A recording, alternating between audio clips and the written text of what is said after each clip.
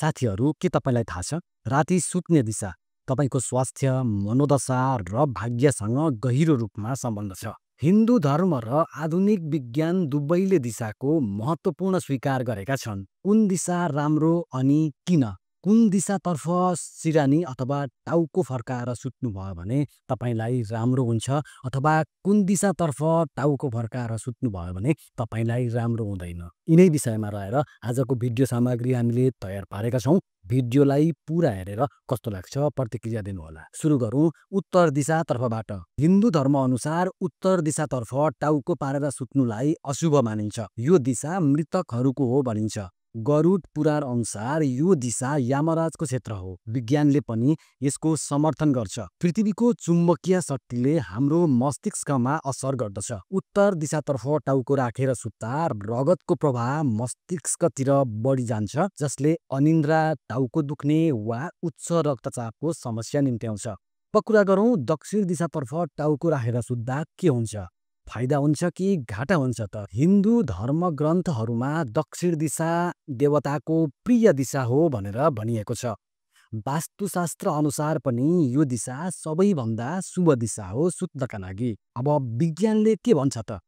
दक्षिण दिशातर्फ टाउको राख्दा पृथ्वीको चुम्बकीय आकर्षण शरीरसँग समानान्तर हुन्छ।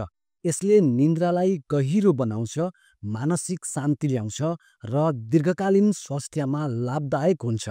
समग्रमा दक्षिण दिशातर्फ टाउको पारेर सुत्न राम्रो मानिन्छ।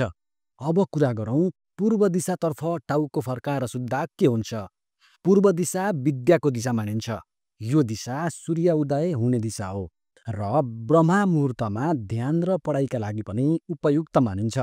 पूर्व दिशातर्फ टाउको राखेर सुत्दा स्मरण शक्ति बढ्छ, ध्यान केन्द्रित हुन्छ र मानसिक स्पष्टता आउँछ। विद्यार्थीहरूका लागि अथवा मानसिक काम गर्नेहरूका लागि यो दिशा अति नै उत्तम मानिन्छ। साथीहरू, तपाईँहरू पनि विद्यार्थी हो अथवा मानसिक दिमागी काम गर्दै गर्ने व्यक्ति हो भने पूर्व दिशातर्फ सिरानी पारेर सुते अति राम्रो मानिन्छ। अब कुरा गरौँ अन्तिम तथा पश्चिम दिशातर्फ सिरानी पारेर सुत्दा के हुन्छ। पश्चिम दिशालाई सामान्यतया तटस्थ मानिन्छ, तर केही शास्त्रहरूमा यो अलिक कमजोर पनि मानिएको छ। पश्चिम दिशातर्फ सुत्दा मान्छेमा अल्छीपन, डर वा मानसिक असन्तुलन बढ्न सक्छ भनिएको छ। तर अन्य दिशातर्फ तपाईँले टाउको अथवा सिरानी लगाएर सुत्न सक्ने सम्भावना छैन भने यो दिशातर्फ सिरानी लगाएर सुत्न सकिन्छ, तर त्यति प्रभावकारी भने नहुन सक्छ। यदि तपाईँ स्वास्थ्य जीवन, राम्रो निन्द्रा र मानसिक सन्तुलन चाहनुहुन्छ भने पहिलो नम्बरमा दक्षिण दिशा वा पूर्व दिशातिर टाउको पारेर सुत्नुहोस्।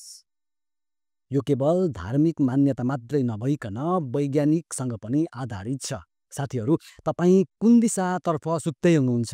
यदि दक्षिण दिशातर्फ सुत्नुभएको छैन भने आजैबाट सुरु गर्नुहोस् र झुक्किएर पनि उत्तर दिशातर्फ सिरानी पारेर नसुत्नुहोला। तपाईँलाई यो जानकारी कस्तो लाग्यो? यो जानकारी उपयोगी लाग्यो भने यो भिडियो साथीहरूसँग पनि सेयर गरिदिनुहोला। अनि अझैसम्म हामीसँग हजुर जोडिनु भएको छैन भने हामीलाई सब्स्क्राइब गर्न भने नबिर्सनुहोला, ताकि आउने दिनहरूमा हाम्रा भिडियोहरू सबैभन्दा पहिला तपाईँसम्म आइपुगुन्।